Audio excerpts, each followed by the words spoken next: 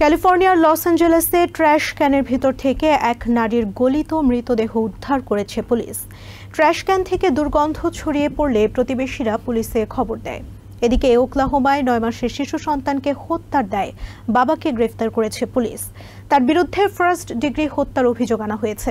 অন্যদিকে ওয়াশিংটন স্টেটের থার্স্টন কাউন্টির একটি বারে বন্দুক হামলায় এক ব্যক্তি নিহত হয়েছেন। হামলাকারীকে আটক করেছে পুলিশ।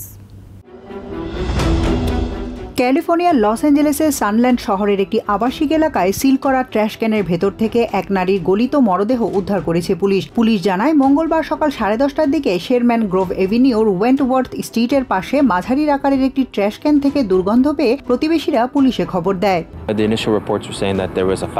গোয়েন্দা কর্মকর্তা এডওয়ার্ডো সেনানো বলেন, ট্র্যাশ ক্যানটি পুরোপুরি সিল করা ছিল। সেটি খোলার পর একটি ব্যাগের ভেতর থেকে মরদেহটি উদ্ধার করা হয়। 30 বছর বয়সী ওই নারীর নাম বা পরিচয় শনাক্ত করতে পারেনি পুলিশ। এই ঘটনায় হতবাক প্রতিবেশীরা। এই এলাকায় এই ধরনের ঘটনা আগে কখনোই ঘটেনি বলে জানান এই ব্যক্তি।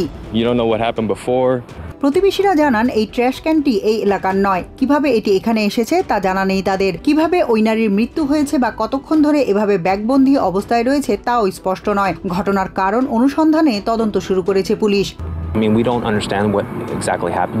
এদিকে এই শহরের পাশের বাড়ির মালিক উইলিয়াম এলিয়ট বলেন, কে বা কারা তার বাড়ির আঙিনায় ট্র্যাশ ক্যানটি ফেলে যায়। ভেতরে কি আছে তা না জেনেই ক্যানটিকে সড়কের পাশে রেখে আসেন তিনি। পরে ক্যান থেকে দুর্গন্ধ ছড়িয়ে পড়লে পুলিশ ও স্যানিটেশন কর্মীদের খবর দেন তিনি।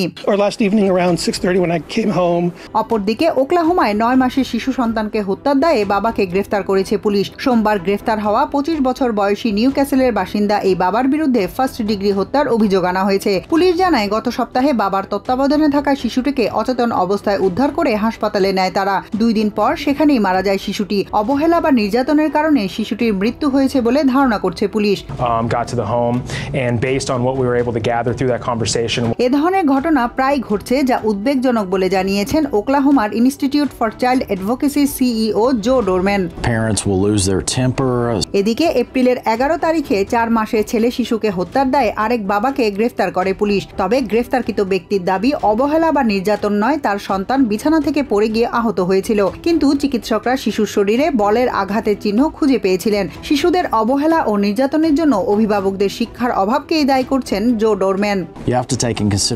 অন্যদিকে ওয়াশিংটন স্টেটের থার্স্টন কাউন্টির একটি বারে বন্দুক হামলায় এক ব্যক্তি নিহত হয়েছেন। মঙ্গলবার সন্ধ্যায় ওল্ড হাইওয়ে 99 নামে একটি বারে এ ঘটনা ঘটে। মর্মান্তিক এই ঘটনায় হতবাক বারের কর্মীরা। ঘটনার পরপরই হামলাকারী পালিয়ে যাওয়ার চেষ্টা করলে বারের গ্রাহকরা তাকে মারধর করে এবং পুলিশে না আসা পর্যন্ত আটকে রাখে। পরে পুলিশের কাছে সোপর্দ করা হয় তাকে।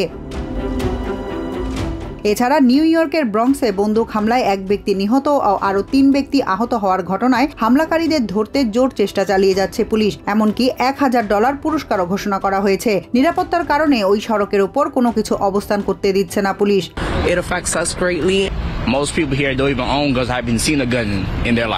Tahmina Tasir, TVN 24 news desk. New York থেকে সম্প্রচারিত TVN 24 টেলিভিশন বিশ্বজুড়ে বাঙালির কণ্ঠস্বর।